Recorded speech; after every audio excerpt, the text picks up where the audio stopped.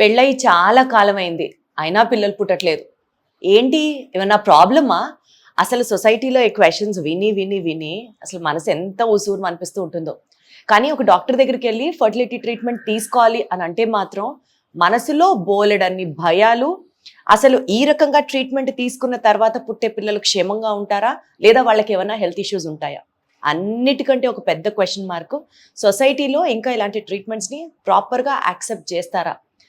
Science ఎంత evaluate అవుతూ ఉన్నప్పటికీ కూడా ఇంకా మనసులో ఇలాంటి చిన్న చిన్న భయాలు, ఫర్టిలిటీ ట్రీట్మెంట్స్కి సంబంధించి బోలెడన్ని మిత్స్, ఇవన్నిటిని ఇవాళ ఎపిసోడ్లో పటాపంచలు చేద్దామని అనిపిస్తుంది నాకైతే.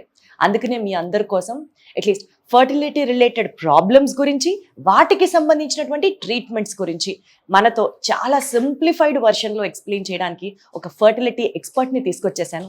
And she's doctor Sindhu from Sasya fertility centre. ఒకసారి కనెక్ట్ అవుదాం. నమస్తే సింధు గారు, ఎలా ఉన్నారండి? బాగున్నాను మేడం. అసలు ఈ ఫర్టిలిటీ ట్రీట్మెంట్స్కి సంబంధించి జనాల్లో ఒక అపోహ ఉంది. అసలు ఇది కరెక్టేనా, పర్వాలేదా, 100% సక్సెస్ఫుల్గా ఉంటాయా, ఈ రకంగా పుట్టే పిల్లలు క్షేమంగానే ఉంటారా అని. వీటన్నిటికీ సంబంధించి మీరేం చెప్తారు? అక్కడి నుంచి స్టార్ట్ చేద్దాం. సో మన సొసైటీలో చాలా మార్పులు వచ్చాయి. ఫుడ్ పరంగానండి, కల్చరల్ పరంగానండి, or how we're living, everything has changed. But fertility ట్రీట్మెంట్స్కి వచ్చేసరికి ఇంకా చాలా డౌట్స్ అనమాట. అంటే ఈ ఫర్టిలిటీ ట్రీట్మెంట్స్ వర్క్ అవుతాయా, అవ్వవా, ఎలా ఉంటుంది, ఏంటి అని చాలా డౌట్స్ ఉన్నాయి పీపుల్కి. ఈ డౌట్స్ ఎంత చెప్పినా మళ్ళీ వాళ్ళకి కొత్తగా, అండ్ వాళ్ళు బేసిక్లీ ఏంటంటే చుట్టుపక్కల వాళ్ళు చెప్పేది, మన చుట్టుపక్కల వాళ్ళు ఏమంటున్నారు, వాళ్ళు ఏమనుకుంటున్నారు అనే దాని మీద మోర్ ఫోకస్డ్గా ఉంటారనమాట. అండ్ ముఖ్యంగా ఏంటంటే వాళ్ళు మన దగ్గరికి ట్రీట్మెంట్కి వచ్చారు అని తెలియంగానే పక్కింటి వాళ్ళు, ఎదురింటి వాళ్ళు ఏమనుకుంటారంటే అది డెఫినెట్గా వాళ్ళ గ్యామెట్ కాదు, కరెక్ట్, ఎగ్ వాళ్ళది కాదు, స్పర్మ్ వాళ్ళది కాదు. ఫర్టిలిటీ సెంటర్కి వెళ్ళొచ్చారు అంటే వాళ్ళకి ప్రెగ్నెన్సీ వచ్చింది అంటే వాళ్ళకి న్యాచురల్గా రాలేదు, ఎవరిదో వేశారు, అలాగే వచ్చింది ప్రెగ్నెన్సీ. ఇట్లాంటి థాట్స్ ఎక్కువ అనమాట. సో దీనివల్ల ఏంటంటే అసలు పీపుల్ ముందు ఫర్టిలిటీ సెంటర్ దాకా రావడానికి భయపడతారు. అవును, ఫర్టిలిటీ సెంటర్కి వెళ్ళొచ్చాము అని తెలిస్తే ఊర్లో ఏమనుకుంటారు, చుట్టుపక్కల వాళ్ళు ఏమనుకుంటారు, మన చుట్టాలు ఏమనుకుంటారు, ఇలాంటి థాట్స్ ఎక్కువ అనమాట. సో వీటి వల్ల ముందు అసలు జనాలు వెళ్ళడానికి ఆలోచిస్తారు. వెళ్ళిన ట్రీట్మెంట్ తీసుకొని ప్రొసీడ్ అవ్వడానికి వాళ్ళకి చాలా భయాలు, అపోహలు ఎక్కువగా ఉంటున్నాయి. అదనమాట. ఇంత ఇవాల్వ్ అయినా, ఇంత మారినా మనం వీటిలో అయితే ఇంకా మార్పు రాలేదు.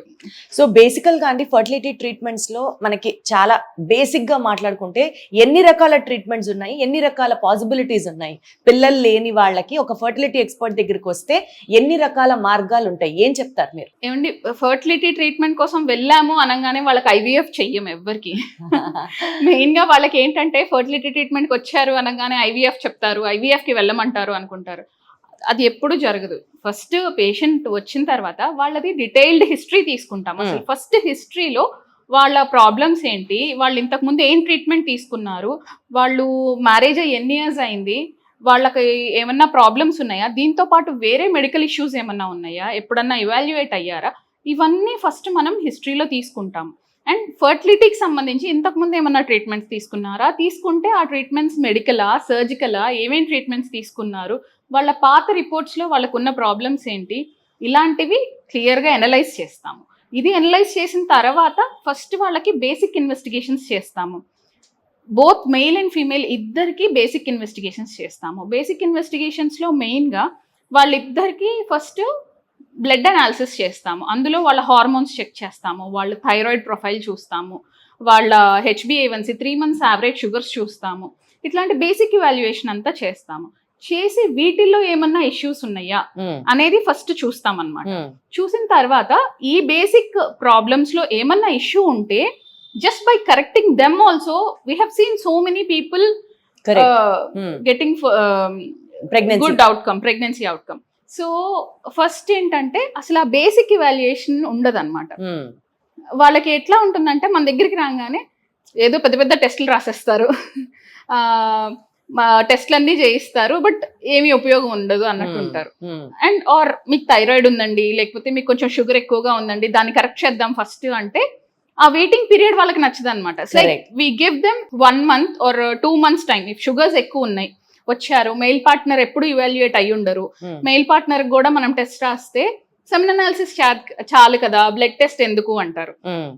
మనం బ్లడ్ టెస్ట్ చేస్తే బ్లడ్ టెస్ట్ లో షుగర్స్ సపోజ్ ఎక్కువ ఉన్నాయి ఆయనకి, షుగర్ టెస్ట్ ఎక్కువ ఉన్నాయి కదా, మీరు ఫస్ట్ డయాబెటీస్ కంట్రోల్ చేద్దామండి, అది కంట్రోల్ అయిన తర్వాత మనం ఫర్దర్ ట్రీట్మెంట్ ప్రొసీడ్ అవుదాం అంటే వాళ్ళకి ఎలా ఉంటదంటే ఇప్పుడు దానికోసం ఒక 2 months టైం వేస్ట్ అయిపోతుంది అని వాళ్ళు ఫీల్ అవుతారు పాపం. ఎందుకంటే అప్పటికే చాలా డెస్పరేట్ గా ఉంటారు, పిల్లలు లేరు అని. వాళ్ళకి ఏంటంటే ఇట్లా రాగానే అలా ఇన్స్టెంట్ ఆన్సర్ రావాలి. అలా అవ్వదమ్మా. కాదు మేడం, బట్ ఇందాక మీరు ఒక మాట అన్నారు, వచ్చిన వాళ్ళందరికీ ఐవీఎఫ్ చేయమని. ఐవీఎఫ్ అనేది ఎలా కనిపిస్తుంది అంటే ఒక సాధారణమైన వాళ్ళకి అదొక బ్రహ్మాస్త్రం లాగా కనిపిస్తుంది. కానీ నిజంగా ఒకవేళ ఐవీఎఫ్ కనుక చేస్తే అన్ని ఫర్టిలిటీ ఇష్యూస్ కి అదొక 1 stop డెస్టినేషన్ లాగా ఫుల్ స్టాప్ అయిపోతుందా? అస్సలు కాదు. మేము ఐవీఎఫ్ కి మేము చెప్పేదే 45 to 50% సక్సెస్ రేట్. అచ్చా, 100% ఉండదన్నమాట. సక్సెస్ రేట్ లేదు దానికి. 1 cycle we give a chance of 45 to 50% with a good grade embryos. So మనకు వచ్చిన ఎంబ్రియోస్ ఏ గ్రేడ్ ఎంబ్రియోస్ అయ్యి ఉండి అంత బాగుంటే success rate is so much. So there are so many factors involved in making an IVF also success. అచ్చా, okay. It's not like ఒక్కసారి IVF చేసాము వాళ్ళకి సక్సెస్ అయిపోతుంది, ఖచ్చితంగా ప్రెగ్నెన్సీ వచ్చేస్తుంది. బేసిక్ గా పేషెంట్స్ మెంటాలిటీ ఎలా ఉంటుందంటే ఇంత ఖర్చు పెట్టుకుని ఐవీఎఫ్ చేయించుకుంటే ఇందులో కూడా ఫుల్ 100% సక్సెస్ లేదా, రాకపోతే ఎలా అనిపిస్తుంది. ఐ మీన్ వాళ్ళు అదే అడుగుతారు, ఇంత ఖర్చు పెట్టినా కూడా 100% గ్యారంటీ ఇవ్వరా మీరు అని. ఐవీఎఫ్ అనేది కూడా పేషెంట్స్ యొక్క స్పర్మ్ సెల్స్ అండ్ ఎగ్ మీద క్వాలిటీని బట్టి ఆధారపడి ఉంటుంది. The quality of egg and sperm determines the success of IVF. Even it's not the doctor's practice, no, it is definitely their own gamete quality that decides the success. got it. So basically గా ఒక couple కి fertility issues తో మీ దగ్గరికి వస్తే మీరు first ఎలా వాళ్ళని analyse చేస్తారండి? సో ఇట్లా ఇందాక చెప్పుకున్నట్టు మనం హిస్టరీ తీసుకుంటాము, హిస్టరీ తర్వాత బేసిక్ ఇవాల్యుయేషన్, వాళ్ళ హార్మోన్స్ చూస్తాము, ఇద్దరు మేల్ అండ్ ఫీమేల్ చూస్తాము. చూసిన తర్వాత హస్బెండ్ లోనేమో సెమెన్ అనాలిసిస్ చూస్తాము, తర్వాత వైఫ్ లోనేమో ట్యూబ్స్ ఓపెన్ ఉన్నాయా లేవా అనేది ఒక నార్మల్ స్కాన్ లో మనకి కనిపించదండి. చాలా మంది ఏమనుకుంటారంటే నాకు చాలా సార్లు స్కాన్ చేశారు, నా స్కాన్ లో అంతా బాగుంది అన్నారు కదా, ఇప్పుడు ట్యూబులు చూడాలంటారేంటి అనుకుంటారు. బట్ ఒక నార్మల్ స్కాన్ లో హెల్దీ ట్యూబ్స్ అనేవి కనిపించవు. Okay, that's normal. Okay, healthy tubes మనకి స్కాన్ లో కనిపించవు. కనిపిస్తున్నాయి అంటే అందులో నీరు చేరు, అందులో ఏదో పెథాలజీ ఉంటేనే మనకి స్కాన్ లో కనిపిస్తుంది అనమాట ట్యూబ్ అనేది. ఒక హెల్దీ ట్యూబ్ అనేది స్కాన్ లో మనకి ఎప్పుడూ కనిపించదు.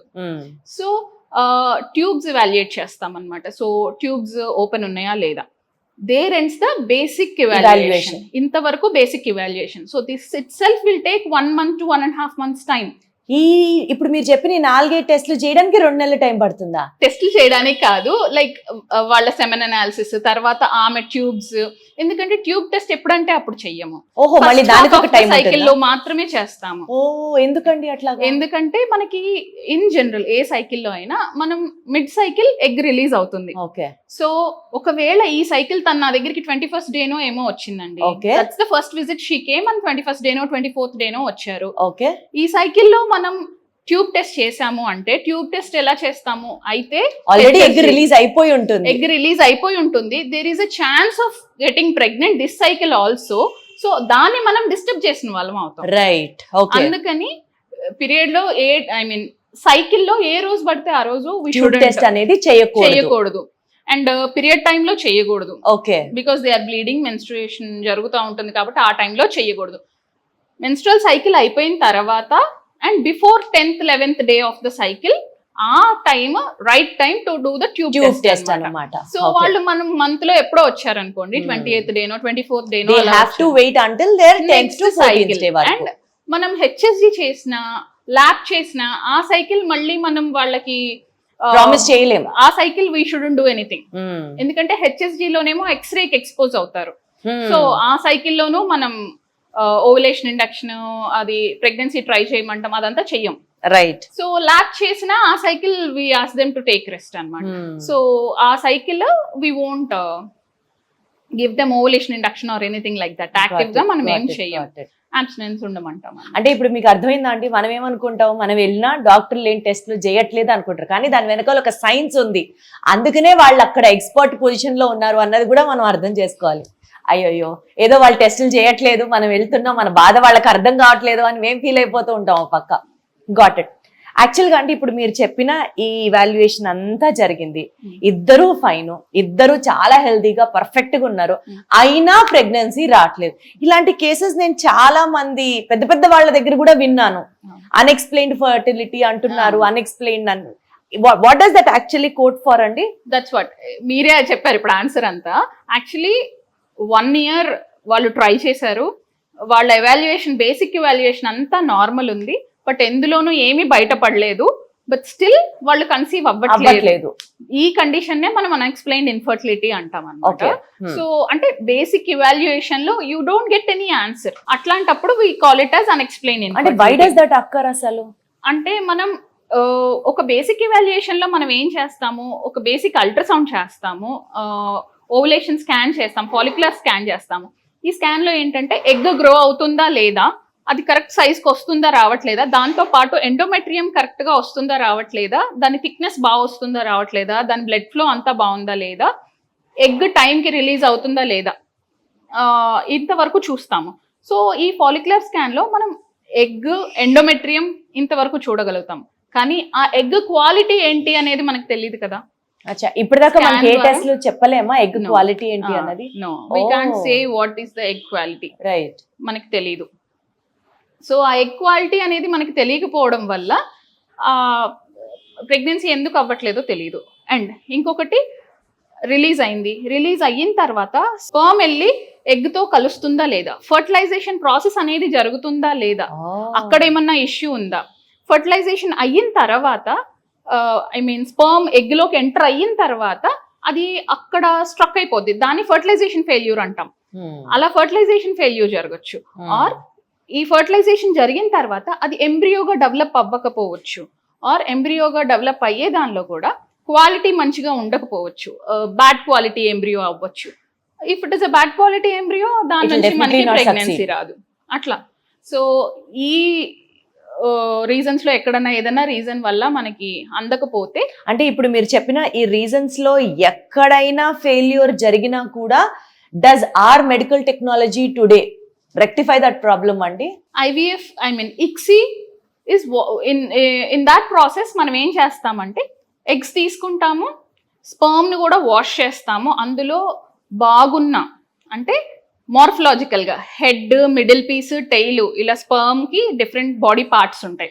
సో అన్ని పార్ట్స్ చూస్తాం అనమాట, head, middle piece, tail, sperm యాస్టీస్ గా మొత్తంగా బాగుందా, ఎగ్ క్వాలిటీ ఎలా ఉంది, ఎన్ని వచ్చినాయి, బాగుందా. ఒక ఎగ్ కి ఒక స్పర్మ్ ని మనం ఇంజెక్ట్ చేస్తాము. సో ఇక్కడ ఫర్టిలైజేషన్ ఫెయిల్యూర్ అనేది జరగకుండా ఉంటుంది అన్నమాట, మనమే ఇంజెక్ట్ చేస్తాము. So this is called ICSI. అచ్చా. సో అంటే this is still more advance than IVF. IVF లో ఏంటంటే ఎగ్స్ మీద స్పర్మ్స్ వదులుతాము, అవే వెళ్ళి ఫర్టిలైజ్ చేయాలి. ఓకే. వెరస్ ICSI లో ఏంటంటే ఒక ఎగ్ కి ఒక మార్ఫలాజికల్లీ గుడ్ స్పర్మ్ ని మనం సెలెక్ట్ చేసి ఆ స్పర్మ్ ని ఇంజెక్ట్ చేస్తాము. So this is ICSI. So ICSI చేసినప్పుడు మనం ఈ ఫర్టిలైజేషన్ ఫెయిల్యూర్స్ అట్లాంటివి ఏమన్నా ఉంటే వాటిని కూడా ఓవర్కమ్ అవుతాం. Wonderful, wonderful. సో బేసికల్ గా మన సొసైటీలో మనం వింటూ ఉంటాం, ఏదన్నా ఈ ఇన్ఫర్టిలిటీ ప్రాబ్లం ఉంది అని అంటే అయితే ఆడవాళ్ళలోనే మాక్సిమం ప్రాబ్లం ఉంటుంది. చాలా మంది మగవాళ్ళు వెళ్ళి టెస్టులు చేయించుకోవడానికి ప్రాబబుల్లీ ఒకప్పుడు అంత బ్యాడ్ సినారియో ఇప్పుడు లేకపోయినా, బట్ స్టిల్ కొంతమంది మగవాళ్ళు they are hesitant to get all the test done అనే చెప్పాలి. సో ఈ నేపథ్యంలో అసలు మేల్ ఫర్టిలిటీ ఇష్యూస్ గురించి మాట్లాడదామండి. సపోజ్ మగవాళ్లలో గనక ఫర్టిలిటీ ఇష్యూస్ ఉంటే అవి ఎలా ఉంటాయి, వాళ్ళని ఎలా గుర్తించాలి, and how do we come over them? మగవాళ్ళలో బేసిక్ అనాలిసిస్ వచ్చి సెమెన్ అనాలిసిస్. ఓకే. అండ్ వాళ్ళలో ఈజీ కూడా. ఆడవాళ్ళకి ఇంకా HSG అన్న, ట్యూబ్ టెస్ట్ అన్న, ఏది చెయ్యాలన్నా they have to undergo a process and it is painful. అచ్చా, tube test is also painful. Because HSG చేసిన డై ఇంజెక్ట్ చేస్తారు, ఆర్ SSG చేసిన సెలైన్ ఇంజెక్ట్ చేస్తాము. ఆ ఇంజెక్ట్ చేసినప్పుడు ఆ ఫ్లూయిడ్ లోపలికి వెళ్ళినప్పుడు అది కొంత యుట్రైన్ కాంట్రాక్షన్స్ ని ట్రిగర్ చేస్తుంది. సో దాని వల్ల పెయిన్ఫుల్ గా ఉంటుంది వాళ్ళకి, స్పాస్మోడిక్ పెయిన్ వస్తుంది అనమాట. So it's painful for a lady to undergo these procedures. Whereas male లో అట్లాంటి ఇష్యూ లేదు. జస్ట్ వాళ్ళు శాంపిల్ ఇస్తే, if they're able to give sample ఇస్తే చాలు, బేసిక్ ఇవాల్యుయేషన్ మనం చేసుకోగలుగుతాము. సో బేసిక్ సెమెన్ అనాలిసిస్ లో మనం స్పర్మ్ కౌంట్ ఎలా ఉంది, తర్వాత ఆ కౌంట్ లో ముందుకెళ్లే కణాలు, ప్రోగ్రెసివ్ మోటిలిటీ అంటాం అన్నమాట. మొటైల్ స్పర్మ్స్ ఉంటాయి, అది కూడా progressive motility is important for us. Like అక్కడక్కడే స్పైరల్ గా తిరుగుతుంది, అలాంటి sperms are not what we want. ముందుకు వెళ్ళాలి స్పర్మ్ అనేది, దాన్ని ప్రోగ్రెసివ్ మోటిలిటీ అంటాం. సో ఆ ప్రోగ్రెసివ్ మోటిలిటీ ఉన్న స్పర్మ్స్ పర్సంటేజ్ ఎంత ఉంది, అండ్ నార్మల్ ఫార్మ్స్ అంటే ఇందాక చెప్పినట్టు హెడ్, మిడిల్ పీస్, టెయిల్, అంత స్పర్మ్ అన్ని స్ట్రక్చర్స్ కరెక్ట్ గా ఉన్నాయా, ఇవన్నీ చూస్తాం అన్నమాట. ఇదంతా చూసినప్పుడు మనకి కాన్సన్ట్రేషన్, మినిమం కాన్సన్ట్రేషన్ వచ్చేసి 15 మిలియన్ ఉండాలి per ml, versus progressive motility వచ్చి 32% ఉండాలి, అండ్ నార్మల్ ఫార్మ్స్ వచ్చేసి మినిమం 4% ఉండాలి. ఇది ఉంటే నార్మల్. దీని above, anything equal to or above this is normal, anything below this is abnormal అన్నమాట. సో ఇప్పుడు సపోజ్ మీరు చెప్పినట్లుగా ఆ మేల్ ఫర్టిలిటీకి సంబంధించి ఆ కణాల సంఖ్య లేకపోవడమో, అది ఇమ్మొబైల్ గా ఉండడమో, ఏదో సమ్ ప్రాబ్లం ఉంది అని అనుకుంటాం. దానికి మనం మెడికేషన్ ఇస్తే మేల్ ఫర్టిలిటీ ఇష్యూ సాల్వ్ అవుతుందా, రెక్టిఫై అవుతుందా? యా, ఇప్పుడు ఈ కౌంట్ తక్కువ ఉన్నా, ముందుకెళ్లే కణాలు తక్కువ ఉన్నా, లేదా నార్మల్ ఫార్మ్స్ తక్కువ ఉన్నా, కొంచెం లైఫ్ స్టైల్ ప్లస్ మెడికేషన్ రెండు తీసుకోవాలండి. లైఫ్ స్టైల్లో వచ్చేసి 8 hours of sleep in the night, healthy diet, adequate water, ఎక్కువ వేడికి ఎక్స్పోజ్ అవ్వకుండా ఉంటాం. మెయిన్ గా ఏంటంటే మనకి సెమెన్ అనాలిసిస్ లో ఇష్యూస్ వచ్చేసి వీళ్ళు ఎక్కువ హీట్ కి ఎక్స్పోజ్ అవ్వడం వల్ల, heat is one factor which changes their fertility a lot. అంటే బేసికల్ గా మన కంట్రీ ప్లేస్ అయినటువంటి ఆ రీజియన్స్ అంతా కూడా మనకి వేడే ఉంటుంది కదా. అంటే ఇప్పుడు కొత్తగా వచ్చింది కాదు కదా మేడం, ఎప్పటి నుంచో we have been surviving this heat కదా. ఇప్పుడే ఎందుకు అంత హీట్ వల్ల ఇంపాక్ట్ అవుతుంది? అవును, ఇంతకు ముందు మనం ఇలా బైకుల మీద ఎండల్లో మిట్ట మధ్యాహ్నం రోడ్డు మీద తిరగడం, ఇంత పొల్యూషన్, ఇంత అర్బనైజేషన్, ఇంత ట్రీస్ అన్ని కట్ చేసేసి ఎక్కువ బిల్డింగ్స్, కాంక్రీట్ జంగిల్లో ఉంటున్నాము. సో దీని వల్ల వేడి ఇంకా పెరిగిపోయింది కదా ఇంతకు ముందు కన్నా. సో ఆ చేంజెస్ వల్ల వేడి ఎక్కువగా ఉంటుంది. ఆ వేడికి అంటే ఇప్పుడు వీళ్ళు ఎక్కువ ట్రావెల్ చేశారు అనుకోండి, బైక్స్ మీద ఎక్కువ ట్రావెల్ చేశారు, సమ్మర్ లో ఎక్కువ బైక్ మీద తిరిగారు, ఆ సీట్ అదంతా చాలా వేడిగా ఉంటుంది, ఆ ఇంజిన్ ఐరన్ తో చేసింది ఉంటుంది. సో అది వేడిని అబ్జర్వ్ చేసుకుంటుంది, వేడిగా ఉంటుంది. సో వాళ్ళు దాని మీద కూర్చున్నప్పుడు హీట్కి ఎక్స్పోజ్ అవుతారు కదా, దానివల్ల వాళ్ళ కౌంట్స్ తగ్గుతాయి, వాళ్ళ క్వాలిటీ తగ్గిపోతుంది. సో ఇవన్నీ తగ్గుతాయి అన్నమాట. సో ఇలాంటి తెలియదు మీరు చెప్పినటువంటి లైఫ్ స్టైల్ చేంజ్ చాలా మంది నెగ్లెక్ట్ చేస్తారు అసలు. అండ్ దీని వల్ల ఇంత హార్మ్ జరుగుతుంది అన్న నాలెడ్జ్ కూడా లేదు చాలా మందికి. సో అంతలాగా లైఫ్ స్టైల్ చేంజెస్ చేసుకోవాలన్నమాట. And tight dressing, jeans tight jeans వేసుకుంటాము, రోజంతా ఆ జీన్స్ లో ఉండడము. Compulsory night time loose undergarments వేసుకోవాలి, లూజ్ క్లోతింగ్ లో ఉండాలి. Okay. And hot water baths avoid చేయాలి. ఆల్రెడీ మనది హాట్ అట్మాస్ఫియర్ కదా, సో హాట్ వాటర్ బాత్స్ చేయకూడదు. అండ్ యాజ్ యూజువల్ ఒక డాక్టర్ గా మీరు చెప్తారు కదా, డ్రింకింగ్ చేయకూడదు, స్మోకింగ్ చేయకూడదు, ఇంకా అవన్నీ మంచి ఫుడ్ తినాలి, సో ఫిజికల్ ఎక్సర్సైజ్ ఉండాలి, ఇవన్నీ చెప్తారు. సో బేసికల్ గా ఒక మేల్ ఫర్టిలిటీ ఇష్యూ ఉన్న వ్యక్తికి అండి మెడికేషన్ తో లైఫ్ స్టైల్ మోడిఫికేషన్ చేసుకుంటే ఎంత కాలం పడుతుంది తను నార్మల్ అవ్వడానికి, తను హెల్దీ అవ్వడానికి? స్పర్మ్ అనేది ప్రొడ్యూస్ అవ్వడానికి, అది ఆ ట్రాక్ లో మెచ్యూర్ అవ్వడానికి, ఆ మెచ్యూర్ స్పర్మ్ ట్రాక్ లోంచి బయటికి రావడానికి, మనకి ఒక గుడ్ క్వాలిటీ స్పర్మ్ అనేది ప్రొడ్యూస్ అయ్యి బయటికి రావడానికి it will take total of 90 days. 90 days. అంటే దగ్గర దగ్గర 3 నెలలు టైం పడుతుంది. సో అందుకే మనం మగవాళ్ళలో ఏ ట్రీట్మెంట్ ఇచ్చినా, ఏ మెడికేషన్ ఇచ్చినా మినిమం ఆఫ్ 90 days వాడమంటాం అన్నమాట. సో 90 days తర్వాతే మనకు ఆ రిజల్ట్ అనేది తెలుస్తుంది. ఎందుకంటే ఆ కొత్త స్పర్మ్స్, ఈ మెడిసిన్ ఉన్న ఎఫెక్ట్ ఉన్న కొత్త స్పర్మ్స్ ప్రొడ్యూస్ అవ్వడానికి, అవి దాని వల్ల వచ్చిన మార్పు ఏంటి అని మనకి తెలియడానికి 3 months టైం పడుతుంది. ఇప్పుడు జనరల్ గా అది ఆడవాళ్ళలో ఇష్యూ అవ్వచ్చు, మగవాళ్ళలో ఇష్యూ అవ్వచ్చు, ఆ ఇష్యూ రిలేటెడ్ మెడికేషన్ మీరు ఇస్తారు ఒక ఫర్టిలిటీ ఎక్స్పర్ట్ గా, దాంతో పాటు లైఫ్ స్టైల్ చేంజెస్, సరే దాని గురించి నేను మాట్లాడలా. ఇలా మందుల ద్వారా ట్రీట్మెంట్ ద్వారా వచ్చిన ప్రెగ్నెన్సీ బెటరా, న్యాచురల్ ప్రెగ్నెన్సీ బెటరా అండి? Natural pregnancy is always better. అంటే జస్ట్ మెడిసిన్ డజంట్ ఎఫెక్ట్. ఇప్పుడు మెడిసిన్లో మనం బేసిక్ ఇవాల్యుయేషన్లో ప్రాబ్లమ్స్ ఉన్నప్పుడు మనం బేసిక్ చిన్న చిన్న మార్పులు చేసేవి ఏంటంటే, మనం వీళ్ళకి బేసిక్ ఇచ్చే మెడికేషన్ అంతా మల్టీవైటమిన్స్, యాంటీ ఆక్సిడెంట్సే ఇస్తాం. సో సేఫ్ అంటారా? సేఫ్.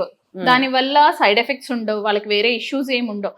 మామూలుగా యాంటీ ఆక్సిడెంట్స్ మన డైట్ ద్వారా మనం తీసుకునే దీని ద్వారా రావాలి. అవి సఫిషియెంట్ క్వాంటిటీస్లో లేవు కాబట్టి మనకి ఇష్యూస్ ఉన్నాయి కాబట్టి వాటిని కరెక్ట్ చేయడానికి అంటే ఫర్టిలిటీ ట్రీట్మెంట్ లో మీరు ఇచ్చే medicines are nothing but supplements. yes, we do give them supplements only which will correct these problems in them. And vitamin D deficiency, ఆ డెఫిషియన్సీస్ ఉంటే వాటిని కరెక్ట్ చేస్తాము. ఆ కరెక్షన్ ద్వారానే చాలా మందికి హెల్ప్ అవుతుంది. Got it. చూసారా అండి, మనం ఏదో ఆ టాబ్లెట్లు ఈ టాబ్లెట్లు అనుకుంటాం, అది జస్ట్ మన సప్లిమెంట్స్ కోసమే, ఫార్ ది బెటర్ అవుట్పుట్ కోసం మీరు హెల్ప్ చేస్తున్నారు, మన న్యూట్రిషన్ ని కరెక్ట్ చేస్తున్నారు ఒక రకంగా చెప్పాలంటే.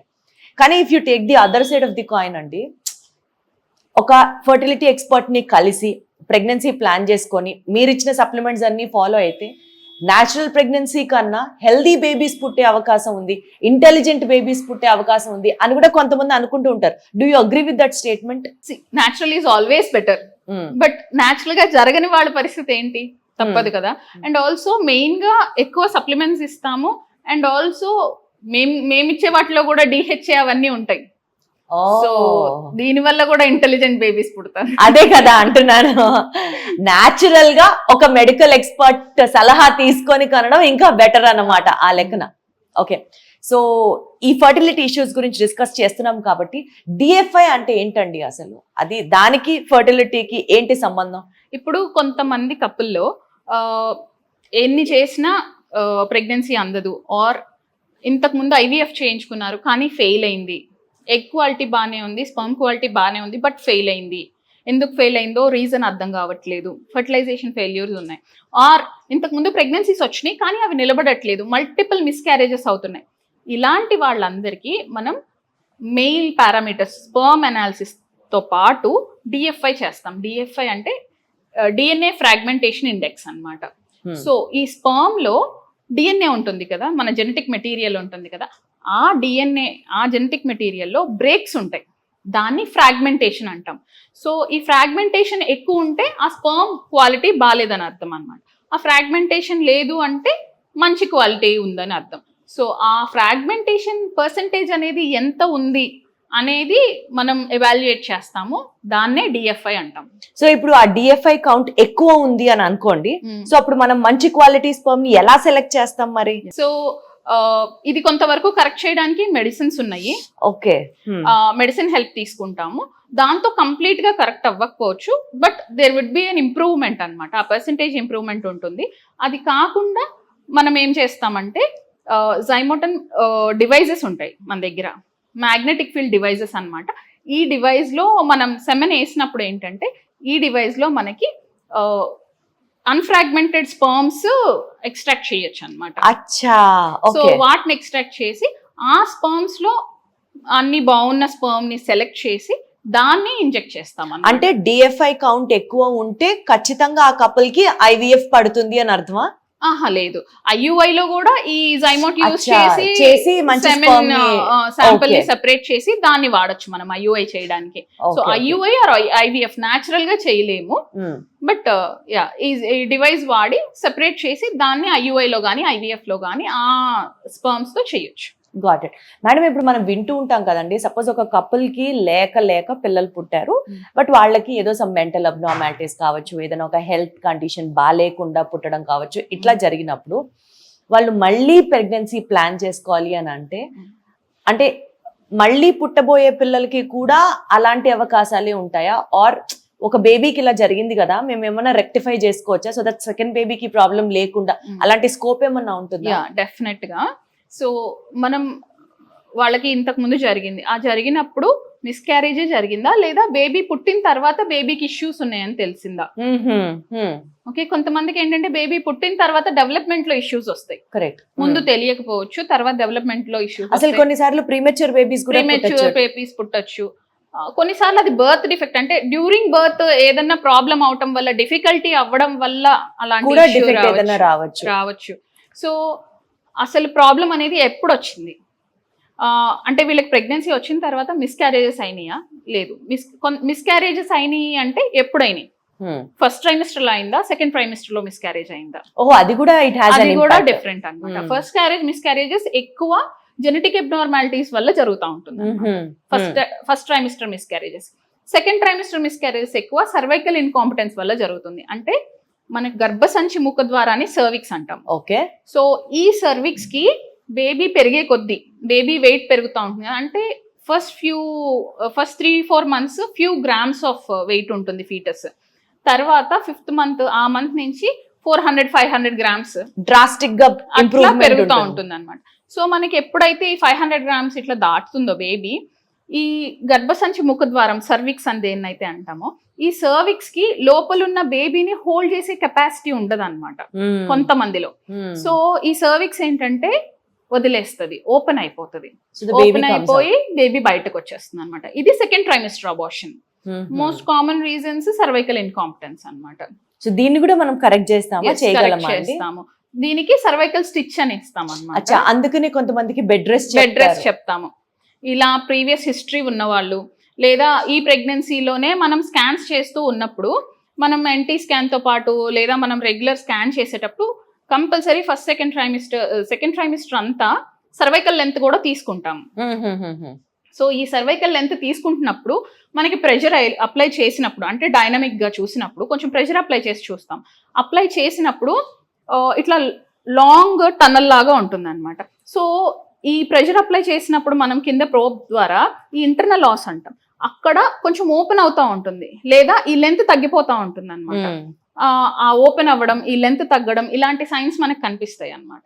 సో ఎప్పుడైతే మనకి ఆ లెంత్ తగ్గుతుంది లేదా ఇంటర్నల్ లాస్ దగ్గర ఓపెన్ అవుతుంది, ఇది చూసినప్పుడు మనకు తెలుస్తుంది ఈ patient cervical incompetence, maybe she may end up in a preterm labour అనేది మనకు అర్థమవుతుంది. అలాంటప్పుడు వాళ్ళని రికగ్నైజ్ చేసి ముందుగా సర్వైకల్ స్టిచ్ వేసేసుకోవచ్చు అన్నమాట. సో ఈ రకంగా మీరు చెప్పినట్లు చేయడం వల్ల ప్రీటర్మ్ డెలివరీస్ ని మనం నివారించవచ్చు.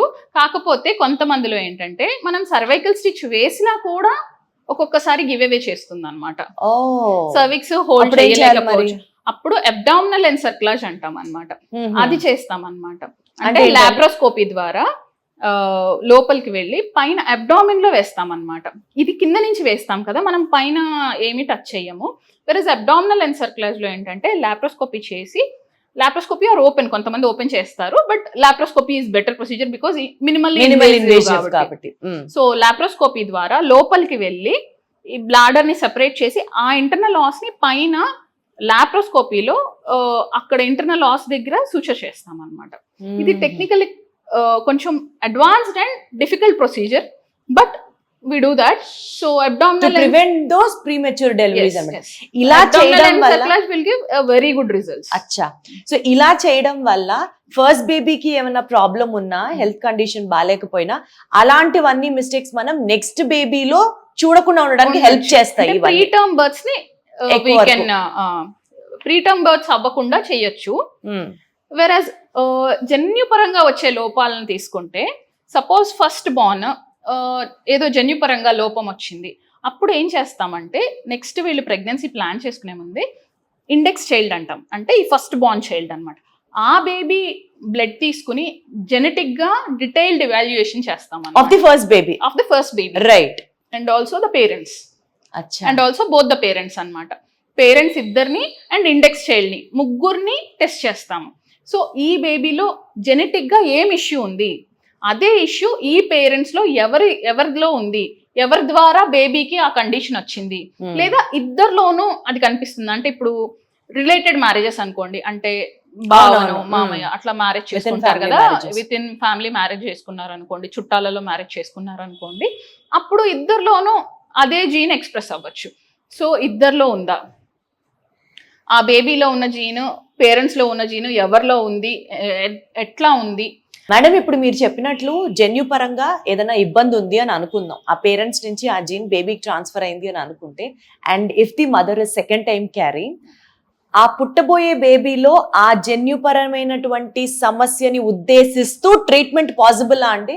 అంటే ఆ ప్రాబ్లమ్ ఇద్దరిలో ఉందా, ఒకరిలోనే ఉందా, అది వచ్చే మళ్ళీ బేబీకి వచ్చే ఛాన్స్ ఎంత, ఓకే, అది జెనెటిక్ గా ఎట్లా ఉంది అండ్ అది వచ్చే ఛాన్స్ ఏంటి, ఓకే, ఇవన్నీ ఇవాల్యుయేట్ చేస్తాం.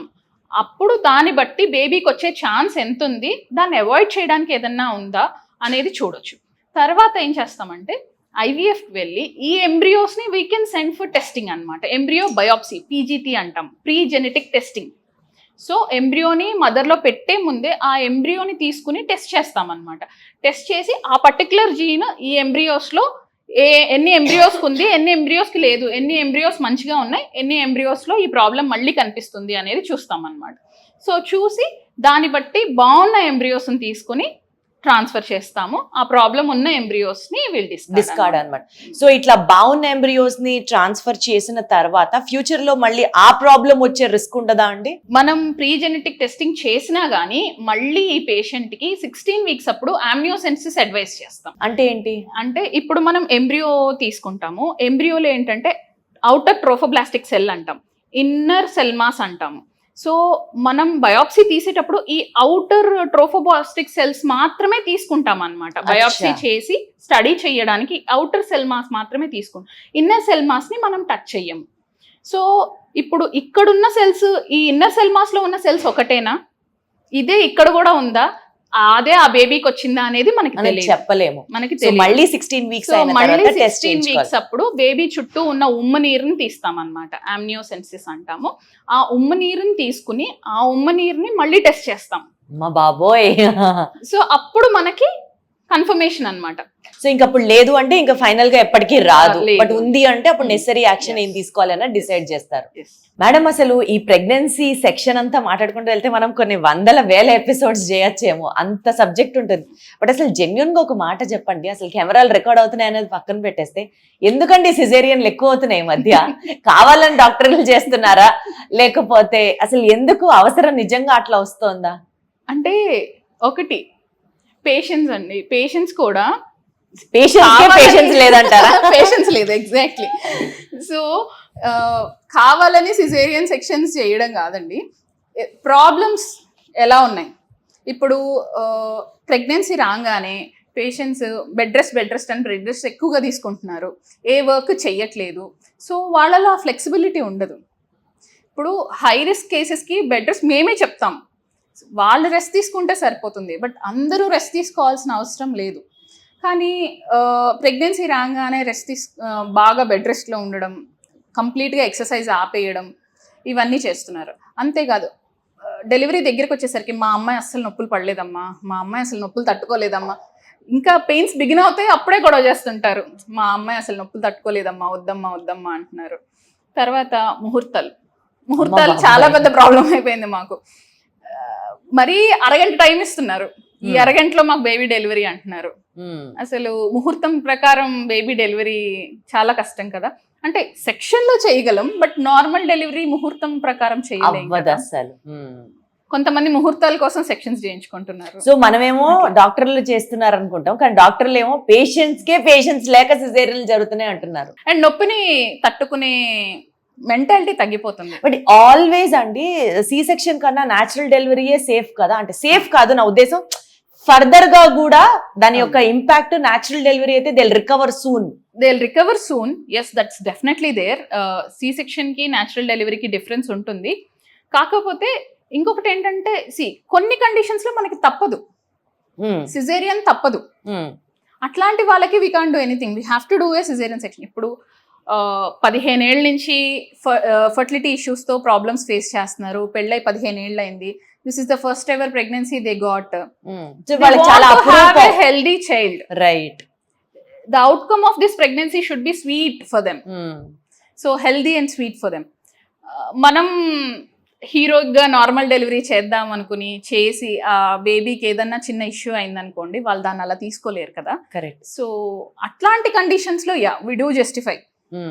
IVF లో వీటిలో ఏంటంటే we know the trauma they undergo absolutely వాళ్ళ జర్నీని ముందు నుంచి చూస్తుంటాము. వాళ్ళకి ఆ ప్రెగ్నెన్సీ ఎంత ప్రెషియస్, వాళ్ళు ఎంత ఎమోషనల్ ట్రామాని బేర్ చేశారు ఆ ప్రెగ్నెన్సీ కోసం. Not only emotional, financial trauma as well. Money పరంగా కూడా వాళ్ళు చాలా చాలా స్పెండ్ చేస్తారు. సో అదంతా చూసిన తర్వాత నార్మల్ డెలివరీ చేసే ప్రాసెస్లో ఆ బేబీకి ఏదైనా చిన్నది జరిగినా కానీ అది తీసుకోవడం చాలా కష్టం. అందుకని అలాంటి ప్రెగ్నెన్సీస్లో వి డూ అండర్స్టాండ్. బట్ నార్మల్గా మంచిగా వచ్చిన ప్రెగ్నెన్సీస్ కూడా పీపుల్ చెప్పారుగా పేషెన్స్ లేదు అని. యాక్చువల్ గా అండి మాకు పిల్లలు కావాలి అనుకునే స్థాయి నుంచి మీ దగ్గరికి వస్తారు కదా పాపం కపుల్స్, వాళ్ళకి ఎలాగోటో ప్రెగ్నెన్సీ తెప్పించి స్కాన్లు చేసి ఫైనల్ గా డెలివరీ చేసే వరకు మీ మీద బోల్డ్ అంత ప్రెషర్ ఉంటుంది. సో ఈ నేపథ్యంలో మీరు ఆ స్కాన్లు అవి చేసేటప్పుడు sex of the baby, sex of the ఆడ మగ అన్నది డాక్టర్లకు తెలిసిపోతుంది అని చాలా మంది అనుకుంటారు. Is it true? అంటే ఎంబ్రియో స్టేజ్ నుంచే would a doctor identify if it is a male foetus or a female foetus అండి? There are so many people who come to IVF centre just asking that we want a male baby. అసలు మాకు అబ్బాయే కావాలి, అబ్బాయి అవుతుందంటే IVF చేయించుకుంటాము. Already పిల్లలు ఉంటారు but అబ్బాయి అవుతుందంటే IVF చేయించుకుంటారు. That's not possible. అండ్ చాలా మంది ఏంటంటే మీకు ఎంబ్రియోలు చూస్తే తెలుస్తుంది అంట కదా, అది అమ్మాయో అబ్బాయో తెలుస్తుంది అంట కదా, మరి చూసి మాకు అబ్బాయి వేయచ్చు కదా. విత్తనాలు వేయడానికి నన్ను పర్సనల్ గా ఒక పేషెంట్ డెలివరీ చేసిన తర్వాత వాళ్ళకి మ్యారేజ్ అయ్యి సమ్ 18 years ఏమో అయింది. That's the first pregnancy they have got by IVF obviously.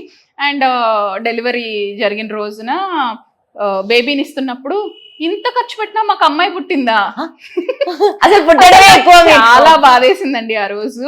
అసలు you should be so much happy at that point of time. అంటే 18 ఏళ్ళ నుంచి మనం ట్రై చేస్తున్నాము, పిల్లలు లేరు. ఫస్ట్ వచ్చినప్పుడు మాకు ఏదో ఒక బేబీ ఉంటే చాలు అంటారు. వెరాజ్ డెలివరీ టైంకి వచ్చేసరికి వాళ్ళ మెంటాలిటీ అలా ఉండదు. అబ్బాయి అవ్వాలి అని ఎక్స్పెక్ట్ చేస్తారు. ఆ మెంటాలిటీ మారాలి, తప్పకుండా మారాలి. చాలా పెద్ద ప్రాబ్లం మన సొసైటీలో.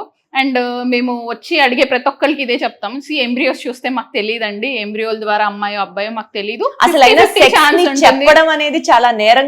అది ఇండియాలో బ్యాండ్, ఇట్స్ ప్రొహిబిటెడ్. మా హాస్పిటల్లో కూడా మీరు చూడొచ్చు, మల్టిపుల్ పోస్టర్స్ ఉంటాయి, మీరు అడగకూడదు, మేము చెప్పకూడదు అని చెప్పి. అండ్ హెల్ప్ లైన్ నెంబర్స్ కూడా ఉంటాయి. మేము ఒకవేళ ఏదన్నా అట్లాంటిది రివీల్ చేస్తే కాల్ చేసి చెప్పడానికి గవర్నమెంట్ నెంబర్స్ కూడా ఉంటాయి.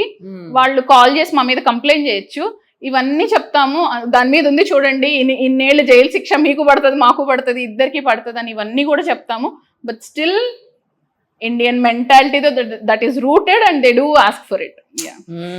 అసలు ఈ రోజుల్లో ఇంకా మేల్ బేబీ ఫీమేల్ బేబీ ఏంటండి, అమ్మాయిలు ఇంత సాధించి ఇంత ప్రూవ్ చేసుకుని అన్ని రంగాల్లో ఉన్నప్పటికీ కూడా స్టిల్ అది డామినేటెడ్ సొసైటీ అయిపోయింది అంతే. బట్ ఆ మైండ్ సెట్ నుంచి తప్పకుండా జనాలు మారాలి. One final question to rap this up అండి, అసలు మీరేం చెప్తారండి? అంటే ది ఎర్లియర్ ది బెటర్ అని చాలా మంది ఫర్టిలిటీ ఎక్స్పర్ట్స్ చెప్తూ ఉంటారు. సో పెళ్ళైన తర్వాత ఎంత కాలం వరకు చూసి they have to come and see a doctor, and what are the steps they need to follow for a beautiful pregnancy? ఏం చెప్తారు మీరు? పెళ్ళైన తర్వాత 1 year they can try naturally. Okay, 1 year వరకు, అప్ టు 35 years ఏజ్ ఉన్న వాళ్ళ వరకు. 35 and above వాళ్ళు మాత్రం 6 months అంతే. సో 1 year వరకు దే కెన్ ట్రై. 1 year లో అంటే ప్రెగ్నెన్సీ కోసం ట్రై చేస్తున్నారు. If they don't plan that's a different matter. But pregnancy కోసం ట్రై చేస్తున్నారు, 1 year నుంచి ట్రై చేస్తున్నారు, but still it didn't happen అంటే మాత్రం 1 year తర్వాత బేసిక్ ఇవాల్యుయేషన్కి ఫర్టిలిటీ ఎక్స్పర్ట్ దగ్గరికి వెళ్ళాలి. వెళ్ళి ఈ బేసిక్ టెస్ట్లు చేయించుకుని, అమ్మాయిలోనేమో AMH అంటే ఎగ్ కౌంట్ ఎంత ఉంది, ఎగ్ రిజర్వ్ ఎంత ఉంది అనేది ఒకసారి చెక్ చేయించుకుని, అలాగే అబ్బాయిల్లో బేసిక్ సెమెన్ అనాలిసిస్ ఇవి చూపించుకుని ఇవి బాగానే ఉన్నాయా ఇవి ఎవాల్యుయేట్ చేయించుకోవాలి. చేసుకున్న తర్వాత మనకున్న ప్రాబ్లం ఇంటెన్సిటీని బట్టి మనం వెంటనే ఏదైనా ట్రీట్మెంట్స్కి వాటికి వెళ్ళాలా, లేదా ఇంకొన్ని రోజులు పర్లేదా, we can wait for some more days అనేది డిసైడ్ అవ్వచ్చు. ఓకే. సో అదన్నమాట మ్యాటర్. పక్కన వాళ్ళు అడుగుతున్నారనో, ఎదుటింటి వాళ్ళు ఫోర్స్ చేస్తున్నారనో కాదు. 1 ఇయర్ మీరు ట్రై చేసి న్యాచురల్గా, లేకపోతే immediately come and see a fertility expert. Science చాలా ఇవాల్వ్ అయింది అండ్ చాలా ప్రాబ్లమ్స్కి మనకు సొల్యూషన్స్ దొరుకుతున్నాయి. So don't give up or don't be desperate. ఒక ఫర్టిలిటీ ఎక్స్పర్ట్తో మాట్లాడి చక్కగా మీ మనసులో ఉన్న ప్రాబ్లమ్స్ అన్నీ అడిగి తెలుసుకొని చక్కగా ఒక చిరునవ్వుతో ఒక మంచి బేబీతో బయటకు వస్తారని ఎక్స్పెక్ట్ చేస్తూ థ్యాంక్ యూ సో మచ్ అండి. Thank you.